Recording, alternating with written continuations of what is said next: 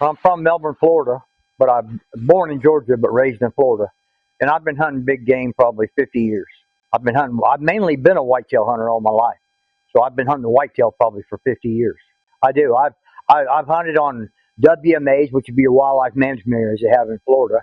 And then I've hunted on private land. And back in my day when I was a young man, I did a lot of sweat equity. I do a lot of ranch work, working on tractors and different stuff and fence work and stuff. And that in turn, instead of money, I'd get a chance to go hunt there on these private ranches, which was very beneficial. Is the game you could kill on a private ranch versus on public land. So I'd always, that was my goal. I didn't have the money to join the ranch leases, so I'd always work my way in by doing something else. You know what I mean? Because my goal was I love to hunt. So I was one of the type of people, I do all kinds of stuff just to be able to get out there. Well, number one, the biggest whitetails there are up here, land of the giants is where we're at. That's what you come here for, looking for that. For the biggest whitetails to me there are is up here in northern Saskatchewan. Compared to a Florida deer, I mean, don't take me wrong, you still get that same charge of energy from shooting a Florida deer versus a Saskatchewan deer. If you're a deer hunter, that passion's there always. But bigger's better. You know what I mean? That's the way most people think. And I mean, I wanted to come up here to experience that, to shoot these big giant deer. And then, of course, me being from the South, to get up here in this winter wonderland of hunting, like I tell my friends down there, they say, how can you take the cold? I'm like, once you go up there, number one, you're prepared for it. I said, but once you go, you get hooked on it instantly. I said, you're in, it's like a bucket list hunt to come here in northern Saskatchewan. Well, I'll be honest with you. What made me choose Chaparral is me and my cousin were hunting up some different places. And my cousin, which I hunt with all the time up here, he's hunted up here since 1996 in Saskatchewan. And we had looked it up, and I'll be honest with you, what intrigued us, because I wouldn't say we call ourselves trophy hunters, but we were after a real big buck. So we seen the thing with Chaparral. I didn't see it at first. He approached me with it. It looked it up, and it seemed where they had set the bar here at 150 and above.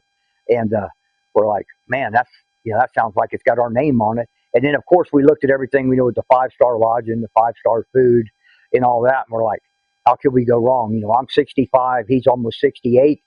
We're like, we need to treat ourselves somewhere where they're going to feed us and take care of us with the lodging and all. Because we've been to places where it was a lot rougher, rough. But we decided at our age now we want to come to somewhere where it's first class. You know what I mean? And that's how we picked it. You know what I mean? Oh, my God. When we got here and I seen everything, I just couldn't believe it. You know what I mean? Like I told Greg and them in there kidding around one night. I said, if Chaparral, if that don't, I said, if that don't light your fire, your wood's wet when you come here, okay? There's something wrong with you. You know what I'm saying? If you can't look around here and come out of here with a grin on your face, there's something wrong with you. Because, I mean, it's here, and just, open your eyes and look around at what you got, and you've been other places, there's no comparison. I shot my buck on the third day. I really didn't pass on any bucks, but I've seen some smaller bucks, and I've seen a couple of 8-pointers. There was an 8 that Greg said, he'd like to maybe harvest if you felt like harvesting that one. And I had no problem with that, but I said, well, it was only the second day when we were talking about that. And I said, well, I'm going to have to wait a little bit.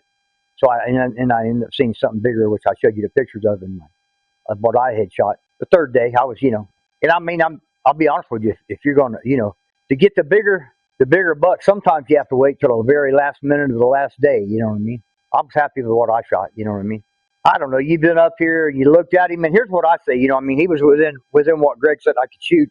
And sometimes for me myself, I'm as happy maybe with a 155-inch deer as I would be with a 185. Don't take me wrong. I'd love to always kill a giant, but for me it's not about killing. It's about hunting. You know what I mean? It all adds up to that one great thing. No, I had no idea. Like I said, I had sat there all day and I hadn't seen nothing but some small deer, spikes, 4-pointers, pile of does. And then I was actually texting my cousin on the stand he was on, and we were talking back and forth. And all of a sudden he stepped out, and I said, "Whoa, let me go." I said, a hammer just walked out. I said, I'm gonna get this stud. I said, I was ready. So I was excited. And like I said, I'm 65, and I get just as excited, let's say up in Florida or Georgia, for a small deer as I would a trophy deer. I mean, I still get that shaking and happiness. You know what I mean? That feeling you get. That's what makes you hunt. If all you're interested in meat, you go to the grocery store and get that. Oh my gosh, he sent us his drop box. I was wearing it out every day looking at it, see if he added to it. You know what I mean? I was hitting that, I wore my phone out, the buttons on it, checking the drop box. Because I mean, I enjoy hunting that much, and I enjoy looking at the pictures hearing the stories. You know, like I said, to me, it's all part of it. It all comes together in one big picture there. You know, I mean, I love it all. There's nothing about hunting that I don't like. You know, I mean, I love every part of it. The good days, the bad days, everything. It's all the same. You know, to me, I love it all. Well, you know what? I'll be honest with you. I might have been a little bit off. Like I said, I'm more than happy, but I maybe could have waited a lot. I'm not gonna say I couldn't have. You know what I mean? But I'm happy. It's called hunting, not killing. I mean, I could have maybe not seen anything else. You know what I mean? They fix you right up. I mean, they won't let you do anything.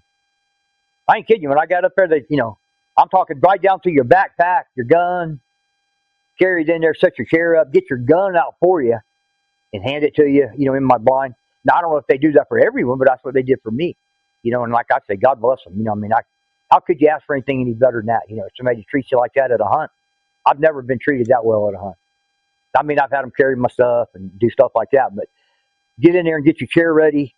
Get in the chair, take your gun out, take your scope cover off, put it back in your case when you're done. I mean, gosh almighty. I've never been treated like that, Made me feel special. That you get when you see them deer up here and they're so big, you know what I mean? And I had been looking at smaller deer all morning long, all day long. And when that big bruiser stepped out, you're like, oh my gosh, you know what I mean? Like I said, I had been coming up here. Just make sure you got all of your, one thing I will say about up here, if you show up here and you don't have the gear for the super cold weather, I've never been anywhere like here. They make sure they've got extra stuff. They got heater bodysuits, boot blankets, and all that. And they're going to make sure you go out there and stay warm and get the best experience you can.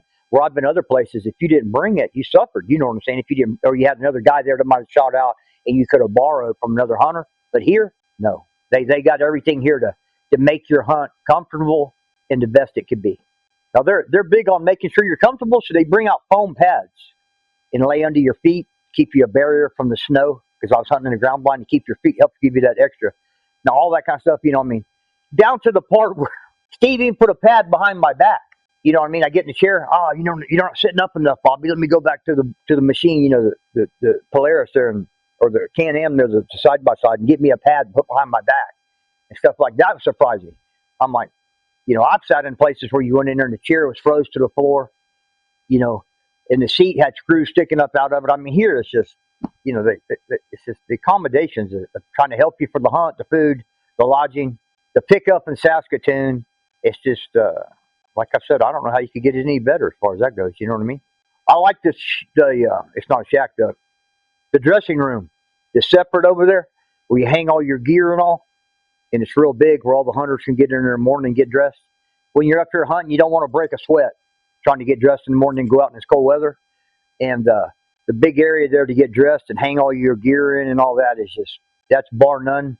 When you're hunting up here, it makes a big difference because you definitely don't want to get sweaty. And you got room in there to move around with all this bulky gear on, getting ready.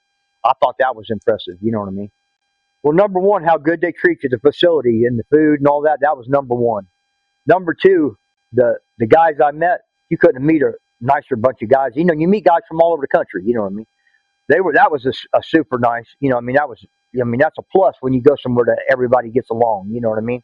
And then of course, third is the deer itself. That's what you're here for. So the deer hunting itself was just fabulous.